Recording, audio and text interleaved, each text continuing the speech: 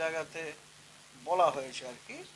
তো তার জন্য কতগুলো পসিবল ইম্প্যাক্ট রয়েছে।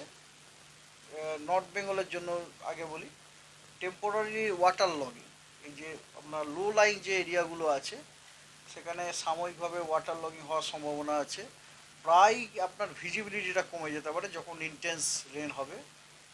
আর শহরাঞ্চলগুলোতে একটা ট্রাফিক ডিসরাপশন হওয়ারও সম্ভাবনা আছে। আর কালিম্পং জেলাতে কিছু কিছু জায়গায় ল্যান্ডস্লাইড হওয়ার সম্ভাবনা রয়েছে। সেটা আজকে সেটা আজকে 14-15 তারিখের জন্য এটা বলা হয়েছে আর কি। আজকে যেটা বৃষ্টি হবে তার এফেক্টটা তার পরেও একটু থাকবে। ঠিক আছে।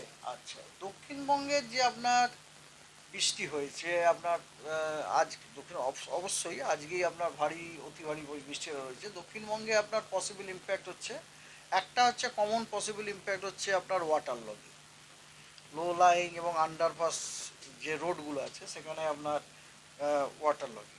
তারপরে আর একটা হচ্ছে যখন খুব বৃষ্টি হয় তখন আপনার ঝাপসা হয়ে যায়, মানে ভিজিবিলিটিটা কমে যায়।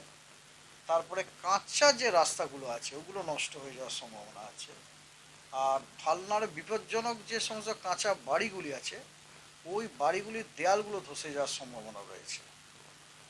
আর আপনার এই যেখানে নদীতে আপনার জলতল বেড়ে যাওয়ার সম্ভাবনা রয়েছে।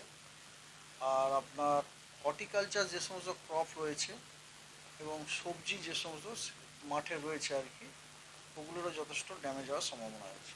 এগুলো হচ্ছে সব পসিবল ইম্প্যাক্ট এই যে ওয়েদার হতে চলেছে তার জন্য। এবং তার জন্য কী কী অ্যাকশন সাজেস্ট করা হচ্ছে সেটা বলি। সর্বপ্রথম হচ্ছে যে ট্রাফিককে রেগুলেটেড হতে হবে in a very judicious manner.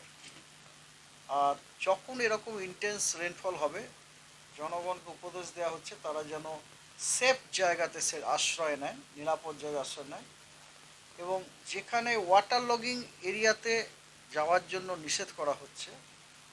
আর অবশ্যই বৃষ্টি বা থান্ডারস্টর্ম যখন হচ্ছে অবশ্যই যেন শেল্টার না নেওয়া হয় গাছের তলায়, পোলের কাছে, ইলেকট্রিক পোলের কাছে, এবং ওয়াটার বডিসে যেন টাচ না থাকে আর কি, কন্ট্যাক্ট না থাকে।